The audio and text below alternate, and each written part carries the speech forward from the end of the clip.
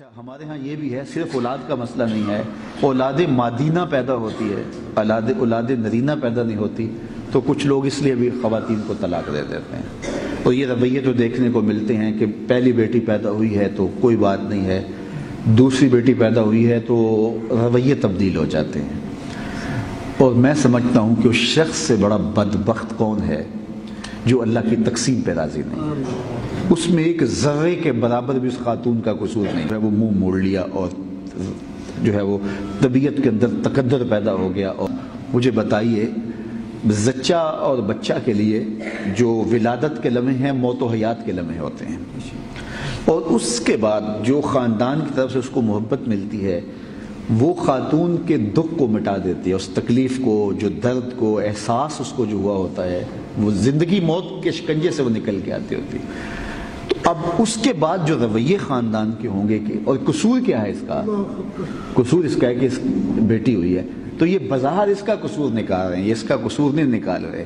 یہ اللہ پہ غصہ ہے، یہ اللہ سے ناراضگی ہے کہ اس نے ہمیں بیٹی کیوں دی ہے۔ اور پھر تیسری مرتبہ جب اولاد ہونے والی ہوتی ہے تو ایک ایک لمحہ اس خاتون کا رنگ کبھی آتا ہے کبھی جاتا ہے کہ پتہ نہیں کیا اللہ عطا کرے اور میرے ساتھ اب رویہ کیا ہوگا۔ یعنی پہلی بیٹی کے ساتھ بھی رویہ کوئی جو ہے وہ اتنا اچھا نہیں تھا، چلو کوئی بات نہیں، اور دوسری بیٹی ہوئی تو پھر رویہ اتنا تلخ ہو گیا کہ میرے لیے اذیت کا سامان بن گیا، اب تیسرا مرحلہ میرے اوپر آ رہا ہے۔ تو اب پتہ نہیں یہ اللہ کی مرضی ہے کہ جو ہے اب جب اسے خبر ملتی ہے، اس کے کانوں تک یہ پہنچتا ہے کہ اب بھی بیٹی ہوئی ہے، تو وہ اس کی جو کیفیت ہوتی ہے اس خاتون کی، وہ لفظوں میں بیان نہیں، وہ تو کسی کا سامنا نہیں کر پاتی کہ اب میرے ساتھ میں کسی سے آنکھیں نہیں ملا سکتی۔ مجھے بتائیے کہ یہ کتنی بدبختی ہے، اور یہ اللہ کی تقسیم پہ ناراضی ہونے والا ہے۔ اور آج کل تو یہ بھی ہے کہ حمل بھی ضائع کروا دیے جاتے ہیں، اور یہ دور جدید کا جو ہے وہ بیٹیاں زندہ درگور کرنے کا طریقہ ہے۔ یہ معلوم کر کے کہ بیٹی ہے تو حمل بھی ضائع کروا دیے جاتے ہیں، تو یہ جو اس زمانے کے اندر زندہ درگور کرتے تھے بیٹیاں، یہ دور موجود کا طریقہ ہے۔ تو اللہ جس کو چاہے بیٹی عطا کرے، جس کو چاہے بیٹا عطا کرے۔ جب حضرت حنہ نے منت مانی تھی کہ اللہ مجھے تو بیٹا عطا کر، اولاد دے، میں تیرے گھر کے لیے وقف کروں گی، اور جب مرحلہ ولادت کا آیا تو بیٹی پیدا ہوئی، تو جب بیٹی پیدا ہوئی تو اس کا نام مریم رکھا گیا۔ تو حضرت مریم کی ولادت پر حضرت حنہ اس لیے پریشان ہوئی، بیٹی کی وجہ سے نہیں، کہ میں نے منت مانی ہے کہ بیت المقدس میں بطور مجاور اس کو رکھنا ہے، اور یہ بیٹی وہاں کیسے ہوگی؟ تو جب پریشان ہوئی تو آواز آئی، اے حنہ پریشان ہونے کی ضرورت نہیں،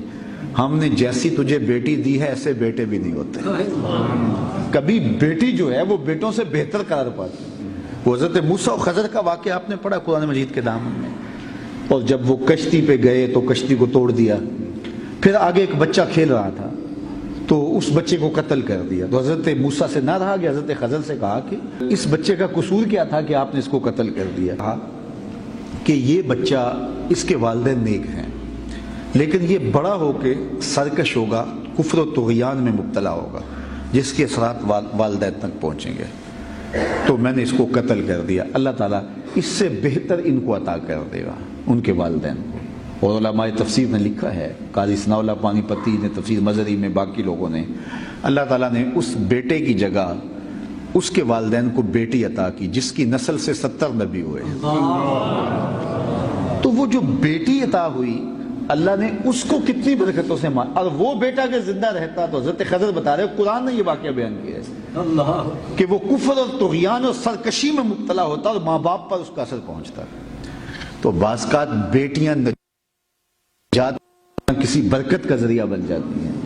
تو یہ اللہ کو پتہ ہے کس کو بیٹا دینا ہے، تو اولاد مادینہ نصیب ہو یا اولاد نرینہ نصیب ہو۔ تو اس وجہ سے طلاق دینا کہ بیٹیاں ہوئی ہیں لہٰذا ہم طلاق دے رہے ہیں، اور ایسے واقعات روح پذیر ہوتے ہیں، اور یا اولاد نہیں ہو رہی ہے تو طلاق دیتے ہیں،